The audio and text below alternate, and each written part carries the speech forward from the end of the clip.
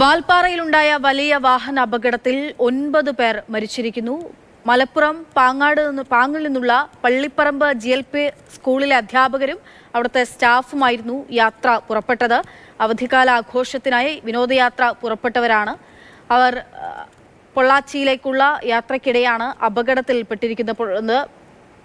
വാൽപ്പാറ ചുരത്തിൽ 13ാം വളവിൽ വെച്ചാണ് അപകടമുണ്ടായത്. 13ാം വളവിൽ നിന്നും 9ാം വളവിലേക്ക് ഇവർ സഞ്ചരിച്ചിരുന്ന ടെമ്പോ ട്രാവലർ മറയുകയായിരുന്നു. ഇപ്പോൾ 9 പേരുടെ മരണം സ്ഥിരീകരിക്കുന്നു. അതിദാരുണമായിട്ടുള്ള വാർത്തയുടെ വിശദാംശങ്ങളിലൂടെ നമ്മൾ കടന്നു പോവുകയാണ്. MS ലിഷോയ് വിവരങ്ങളുമായിട്ടുണ്ട്. ലിഷോയ്, ഇപ്പോൾ ഇത് സംബന്ധിച്ച് ഷഹീദാണ് വിവരങ്ങൾ നൽകാനായിട്ടുള്ളത്. ഷഹീദ്, അവിടെയുള്ള ആളുകളുടെ പ്രതികരണമാണ്. അവർക്ക് ഇന്ന് ഈ രാത്രി എന്ന് പറയുന്നത്, ഇന്ന് ഈ രാത്രി രാവ് പുലരുക എന്ന് പറയുന്നവരെ സംബന്ധിച്ചിടത്തോളം പുലർന്നിട്ടുള്ള കാഴ്ചകളൊക്കെയും അതിവേദനാജനകമായിട്ടുള്ളതാണ്. ഇപ്പോൾ നമ്മൾ നേരത്തെ അവിടെ അധ്യാപകരിൽ പലരും ആ നാട്ടുകാർ തന്നെയാണ് എന്നുള്ള വിവരങ്ങളൊക്കെ ലഭിക്കുന്നുണ്ടായിരുന്നു. അവരുടെ കുടുംബാംഗങ്ങൾ, അങ്ങനെയുള്ള കാര്യങ്ങൾ, അവിടെ സമീപ പ്രദേശത്ത് തന്നെ വീടുകൾ അവിടെ തന്നെയാണോ? ഈ 9 പേർ മരിച്ചു എന്നുള്ള കാര്യം ആ വീട്ടുകാരെ അറിയിച്ചിട്ടുണ്ടോ? മറ്റ് അപകടത്തിലുള്ള ആളുകളുടെ ബന്ധുക്കൾ ഇപ്പോൾ അവിടെ നിന്നോട്ടേക്ക് പുറപ്പെട്ടിട്ടുണ്ടോ? അങ്ങനെയുള്ള വിവരങ്ങൾ. പക്ഷേ ഈ പ്രധാനാധ്യാപിക അജിത ടീച്ചർ ഉൾപ്പെടെ എല്ലാവരും തന്നെ ഈ സ്കൂളിന്റെ പ്രദേശത്ത് സമീപത്തൊക്കെ താമസിക്കുന്ന ആളുകളാണ്.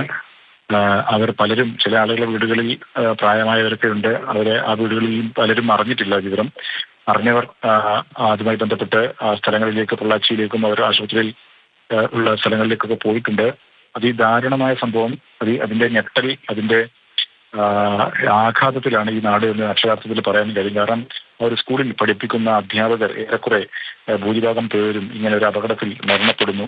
അതും ആ സ്കൂൾ കുറുവ പഞ്ചായത്ത്, വളരെ ഗ്രാമീണ പ്രദേശം. ആ സ്കൂളിലെ വിദ്യാർത്ഥികളുമായും ആ നാടുമായും ഒക്കെ വലിയ ആത്മബന്ധമുള്ള ആളുകളാണ്. കുറച്ച് ദിവസങ്ങൾക്ക് മുമ്പാണ്, കഴിഞ്ഞ 1-ാം തീയതിയാണ് ഇതിന്റെ സ്കൂൾ വാർഷികം കഴിഞ്ഞത്. സ്കൂൾ അവധിക്ക് പൂട്ടുന്നു. കുട്ടികൾക്ക് അങ്ങനെ എല്ലാവിധ വിദ്യാഭ്യാസ പ്രവർത്തനവും നാട്ടിൽ നടത്തിക്കൊണ്ടിരുന്ന ആളുകളാണ് അവർ.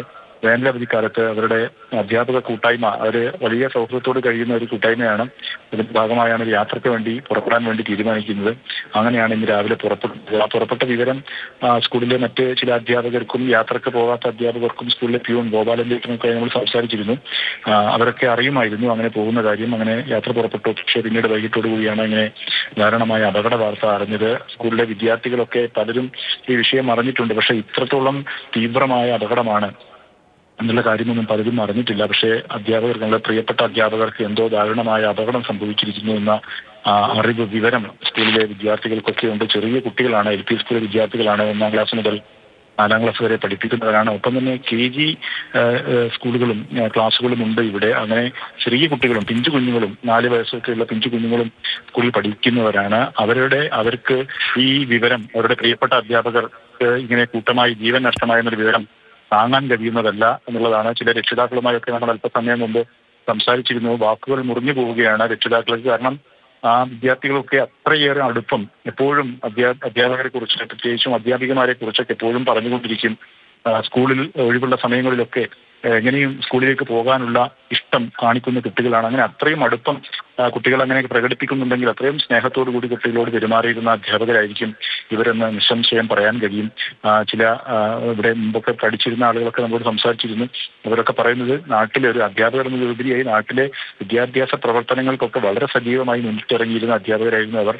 കുട്ടികളെ സ്കൂളിലേക്ക് എത്തിക്കാനും കുട്ടികൾക്ക് അറിവ് പകർന്നു നൽകാനും. പ്രധാനമന്ത്രി നരേന്ദ്രമോദി അനുശോചനം അറിയിക്കുന്നുണ്ട്. വിദ്യാഭ്യാസ മന്ത്രി V ശിവൻകുട്ടി, അദ്ദേഹം രാത്രി 12:50 ട്രെയിനിൽ കോയമ്പത്തൂരിലേക്ക് തിരിക്കുമെന്നുള്ള വിവരം നമുക്ക് മുൻപിലേക്ക് എത്തുന്നുണ്ട്.